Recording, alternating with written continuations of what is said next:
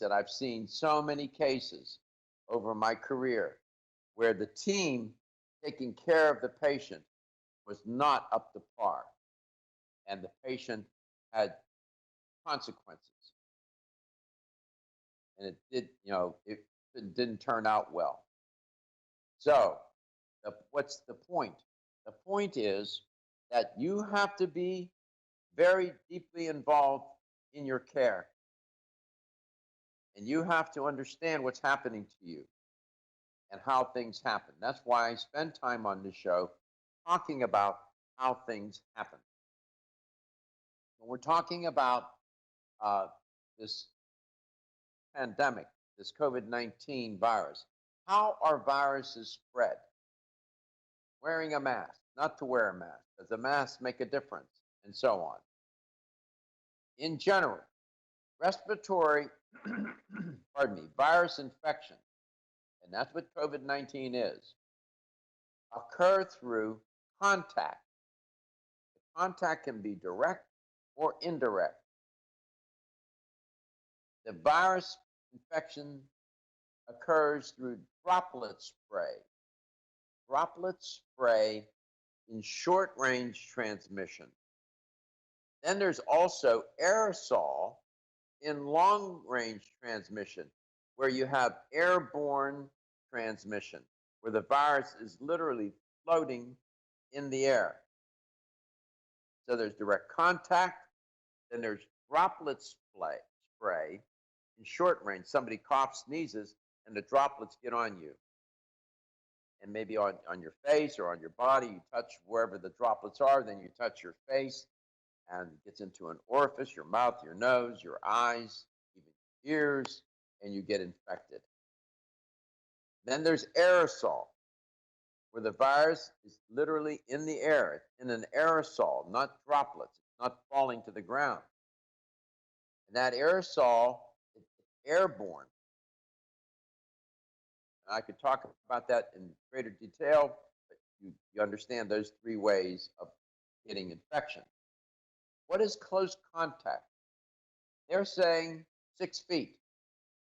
And that deals, the virus is thought to spread mainly from person to person, between people who are in close contact with one another, they say about 6 feet. Through respiratory droplets produced when an infected person coughs, sneezes, or even talks. They've done studies now showing how the droplets get expelled even from talking.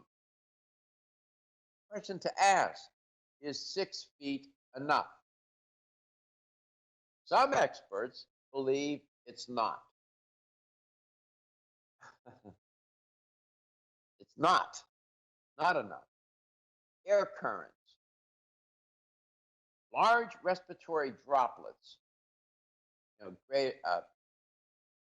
greater than 5 millimeters, remain in the air for only a short period of time and travel only short distance, less than a meter, 3.3 feet.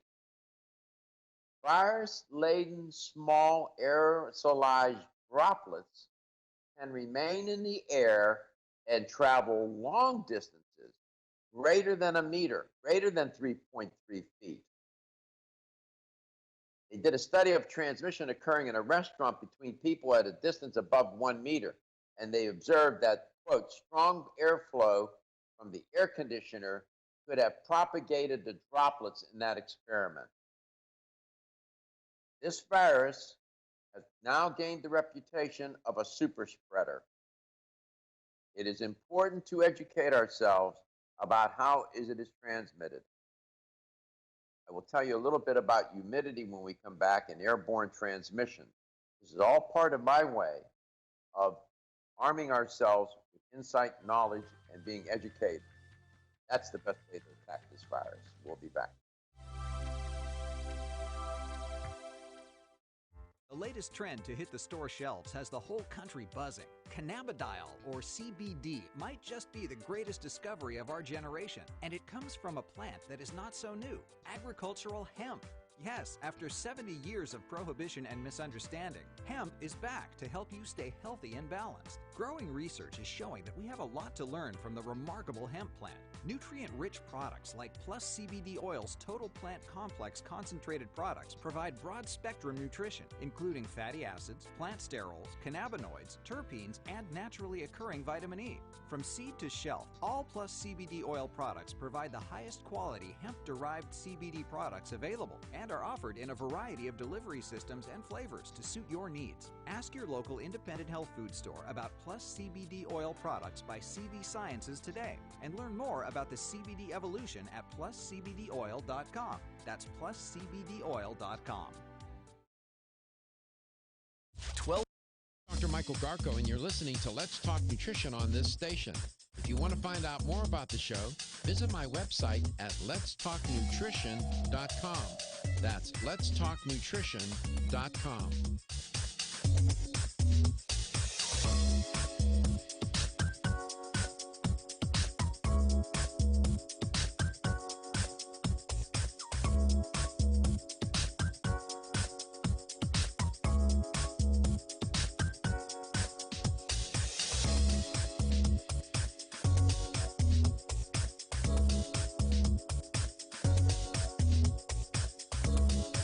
Dr. Michael Garko, host of Let's Talk Nutrition on this station. You can get more information about the show on my website at letstalknutrition.com. That's letstalknutrition.com.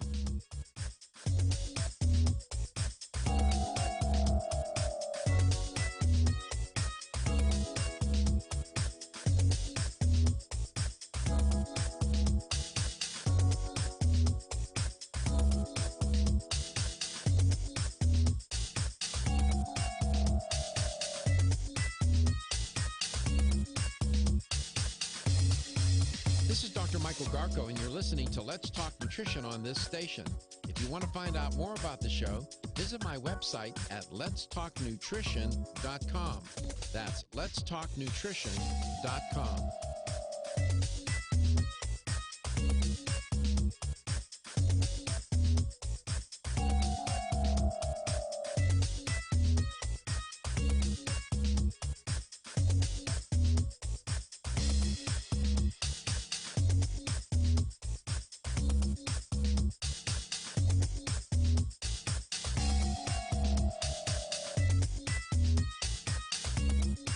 This is Dr. Michael Garko, host of Let's Talk Nutrition on this station. You can get more information about the show on my website at letstalknutrition.com. That's letstalknutrition.com.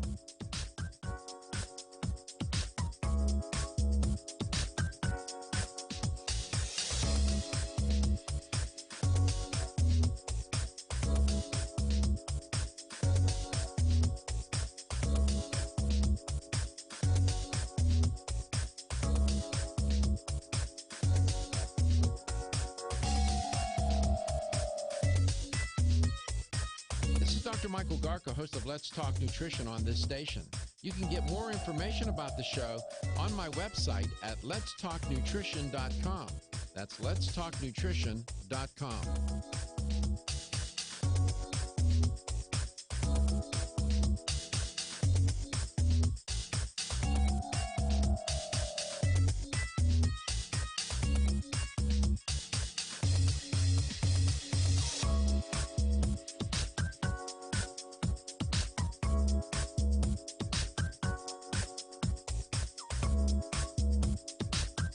This is Dr. Michael Garko, and you're listening to Let's Talk Nutrition on this station. If you want to find out more about the show, visit my website at letstalknutrition.com. That's letstalknutrition.com.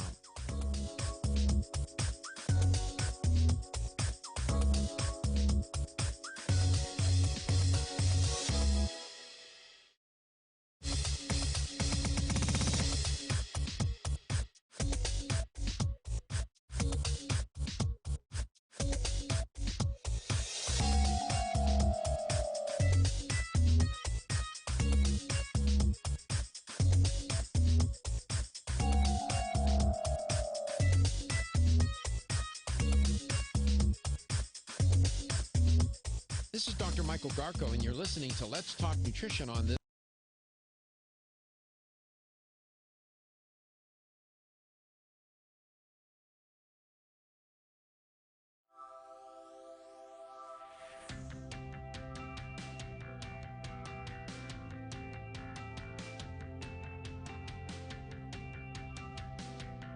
Let's Talk Nutrition is brought to you by Jarro Formulas, superior nutrition and formulation. Strauss Herbs, everything our bodies need is provided by nature. Kyolic, aging makes the finest garlic truly odorless. Celsius, live fit. Irwin Naturals, premium vitamins and supplements. 25 years of gold standard supplements. Let's Talk Nutrition on the web at letstalknutrition.com. We're back from the break, so let's rejoin Dr. Michael Garko.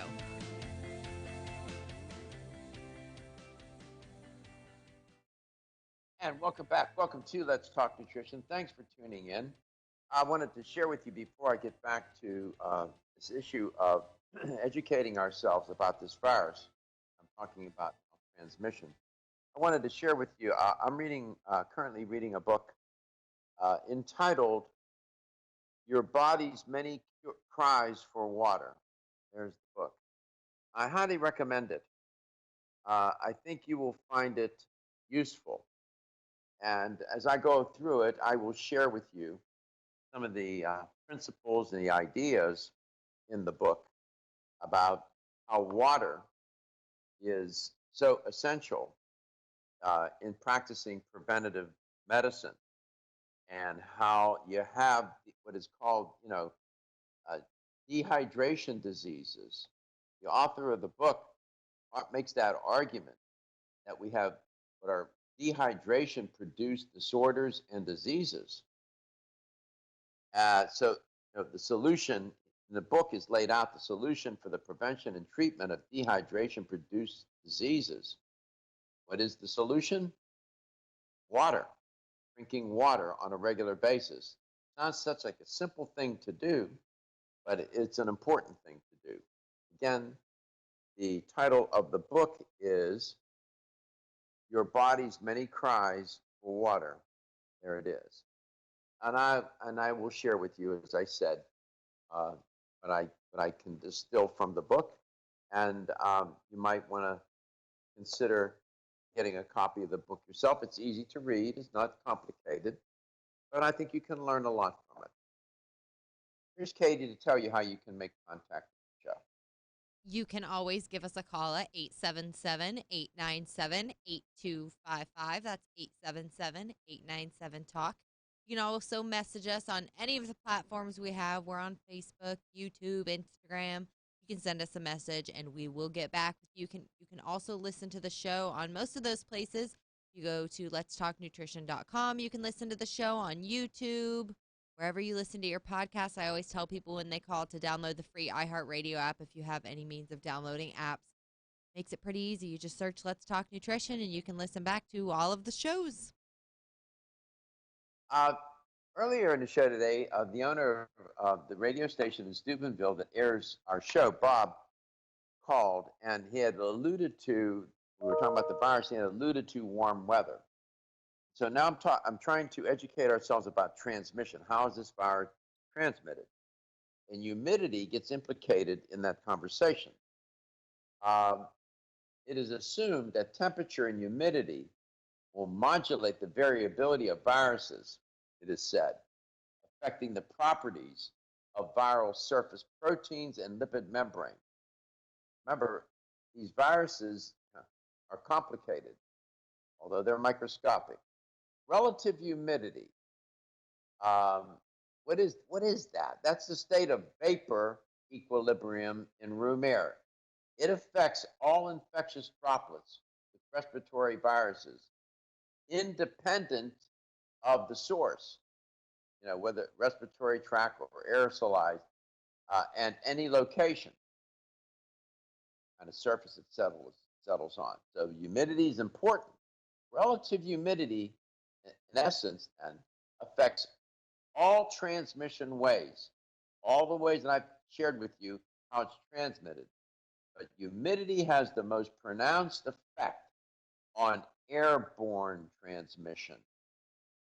And I'm quoting now, quote, measurements of indoor humidities in 40 residential apartments in New York and 6 in high-quality commercial buildings in the Midwest showed indoor vapor pressure of 10 millibars or indoor room humidity of below 24% in the winter. Right? Experiments conducted The study indicated a striking correlation of the stability of winter viruses at low relative humidity, between 20 to 50%, while the stability of summer or all-year viruses enhanced at higher relative humidity at 80%. So it does seem then that from a meteorological perspective, that temperature makes a difference, especially in the transmission of airborne transmission. Airborne transmission, this is when you have the respiratory infection transmitted through the droplets of different sizes. When the droplets are greater than 5 to 10 milliliters in diameter, and when there are less than 5 milliliters in diameter, they are referred to as droplet nuclei. Right? COVID-19 virus is primarily transmitted between people through respiratory droplets and contact routes. It's the droplets. So wearing the mask becomes very, very important. It protects other people. If you're infected, and if you cough or sneeze, you cough or sneeze into the mask, it catches the droplets. Now, it also, in some sense, I guess, serves as a barrier for when other people may cough or sneeze. But the virus can get, unless that mask is really fitted tightly and close to the face, it's going to find a way in. So temperature does make a difference. You may have a question, a comment, a concern. It doesn't have to be related to this. You can call me, 877-897-8255. You often hear, too, now about incubation period. Summary of, generally what we find is that 2 to 14 days represents the current official estimated range for the novel coronavirus 19 incubation period. 2 to 14 days. It varies. However, you can have a case with an incubation period of 27 days. That was reported in the Hubei province. A case with an incubation period of 19 days. They reported that in the Journal of the American Medical Association study of 5 cases. Then they had an outlier of 24 days incubation period. That was observed back in February when they did the study. So period of incubation can vary greatly between and among patients. So we're trying to figure out what's the average. Maybe 3 days. Just depends. One study was 3 days. In other studies, it was 5 days. Travelers in Wuhan, they did a study there. Incubation period was 6 days. So you're getting all these different studies are giving you different outcomes. But generally, they're concluding somewhere between 2 to 14 days. Let's talk nutrition coast to coast and globally. When we come back, I'll have the LTN health question of the day. Wayne Elliott here to tell you about my experience with Strauss Heart Drops over the past 20 years. The Strauss Heart Drops saved me back then and changed my life forever. It's hard to describe how invigorating it is when you increase your blood flow everywhere. The Heart Drops have proven to dissolve plaque from arteries, veins, and vessels caused from cholesterol that can restrict or block our blood flow, our body's most important function. I was able to avoid open heart surgery, as was my father, and instead cleared our arteries painlessly and without chemical drugs, which, by the way, do not claim to remove any plaque or increase blood flow otherwise. Strauss Heart Drops work, I can assure you. No contraindications with pharma drugs. Strauss Heart Drops are safe, and Strauss guarantees your satisfaction with a money-back guarantee. So you can't go wrong and certainly have nothing to lose. If you've had open heart surgery, angina, diabetes, low energy, cold hands and feet, or grayish-blue skin or lips, Strauss Heart Drops are for you. For more information, go online to StraussNaturals.com. You can purchase Strauss Heart Drops at fine health stores or on Amazon. I promise you won't be sorry. Ever-increasing stress and toxicity we are exposed to from our environment, diets, and lifestyles make internal cleansing a necessary part of a good health regimen. Founded in 1980, Yerba Prima was the first company to launch a whole-body internal cleansing kit. Since that time, they have continued to develop and manufacture a complete range of all-natural, high-quality fiber and internal cleansing products. By using all-natural psyllium fiber and no harmful stimulant laxatives, all Yerba Prima fiber and internal cleansing products can be used over a long period of time to ensure optimal health and regularity. With nearly 30 years dedicated to all-natural cleansing products, it's easy to see why Yerba Prima is a leader in the fiber and cleansing products category. Learn more at yerbaprima.com, YERBAPRIMA.com, or visit your local health retailer. Yerba Prima, pioneer in internal cleansing products. Did you get enough calcium today? 85% of women over the age of 20 and 50% of men over the age of 30 consume less than the recommended daily intake of calcium. One of the best ways to protect your bones and joints, Bone Up provides Australian hydroxyapatite, the very same form of calcium found in the human body. However, strong bones and joints require more than calcium. Magnesium, zinc, manganese, copper, silicon, vitamin C, vitamin D3, vitamin K, and boron are all beneficial to optimum joint function. Bone Up gives you all of these. Bone Up is the most healthful nutritional regimen for bones and joints. Ask for Bone Up at your local health food store. Or, for more information, go to www.jarrow.com for the best in calcium formulas. What is it?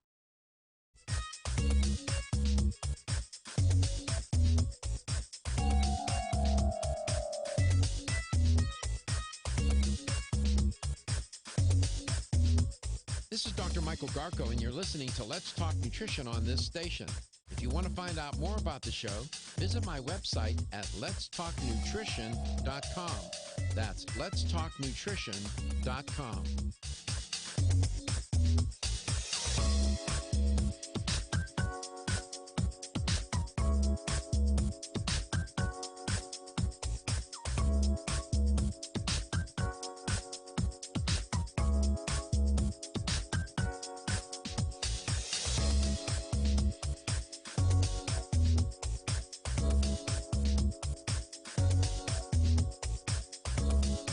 Dr. Michael Garko, host of Let's Talk Nutrition on this station. You can get more information about the show on my website at letstalknutrition.com. That's letstalknutrition.com.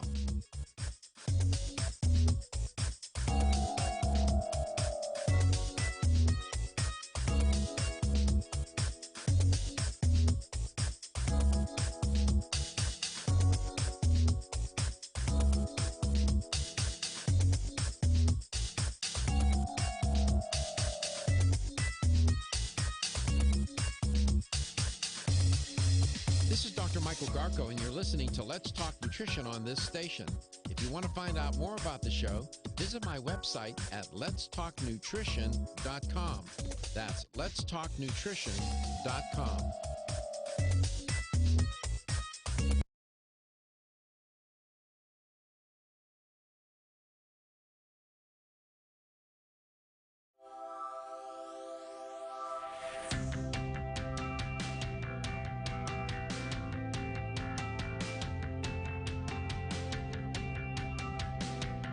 Let's Talk Nutrition is brought to you by American Biotech Labs, your daily immune system support. Celsius, Live Fit. CV Sciences, from seed to shelf. New chapter, the benefit of nature's wisdom. Jarrow Formulas, superior nutrition and formulation. Let's Talk Nutrition on the web at letstalknutrition.com. We're back from the break, so let's rejoin Dr. Michael Garko. Here's the LTN health question of the day. In the effort to educate ourselves about this virus in its various aspects, whether it deals with the incubation period, whether it deals with signs and symptoms, or with transmission, the more we know, the better we are able to defend against it. And I shared with you how the virus is spread mainly from person to person, right? And I talked about how the virus can spread through contact, droplet spray in short range, and then aerosol in long range. You recall. Here is the question. Of those three, pardon me, COVID-19 virus is primarily transmitted between people through is it the contact, the droplets, or the aerosol? Which one? COVID-19 virus is primarily transmitted between people through is it direct contact? Is it through the droplets? Or is it through the aerosol? Here's the number to call to win a $25 supplement gift card. 877-897-8255. That's 877-897-TALK. Hit the wrong button, went to turn my microphone on, and I turned the phones on. Yeah, this is radio. You need buttons. Got a lot of buttons in radio, right?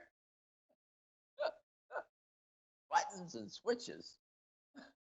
Oh my goodness. Yeah, LTN, just to remind you, this is a very safe space talk, and it's a learning space. This is where we're here to learn, and so am I.